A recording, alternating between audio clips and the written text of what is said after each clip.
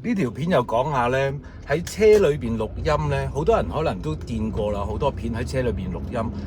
但係唔敢肯定呢樣嘢係咪好。我話俾你聽，絕對係好嘅。其實我喺讀書嘅時候咧，老師已經講過、解過俾我哋聽咧，車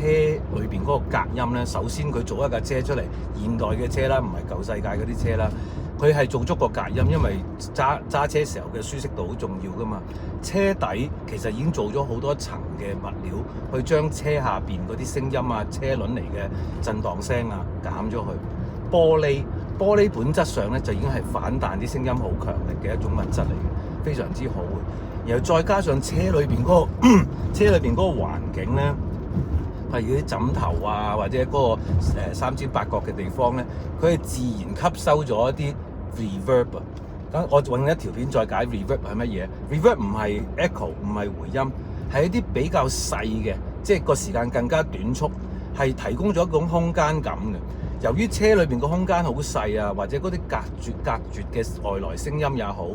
令到裏邊聲音回彈嘅時候，嗰啲 reverb 好細微嘅透露空間感嘅一啲回聲啦，我哋唔係真係回音嚟嘅，就會減除咗。所以咧，車裏邊個環境設計本身咧，就已經係一個好好嘅收音環境嚟嘅。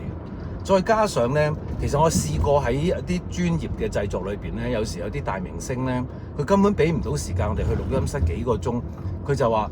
佢哋都試過好多次㗎啦，不如去啲你架車度啦。好，咁我哋真係要專登租咗架車，靚車，唔係我呢啲咁嘅前七車啦，係真係靚嘅，係咪 Mercedes 啊嗰啲啊BMW 嗰啲靚車咧，佢哋隔音做到更加絕，啲人喺裏邊享受音樂㗎嘛。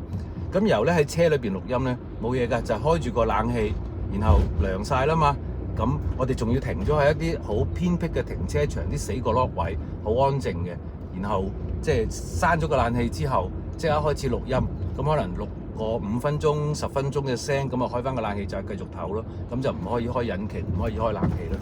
而個收音出嚟個結果咧，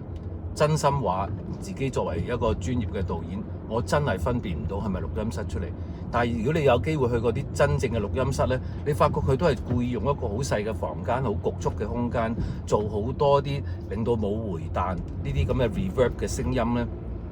冇聲音回彈呢種 reverb 嘅物料啊、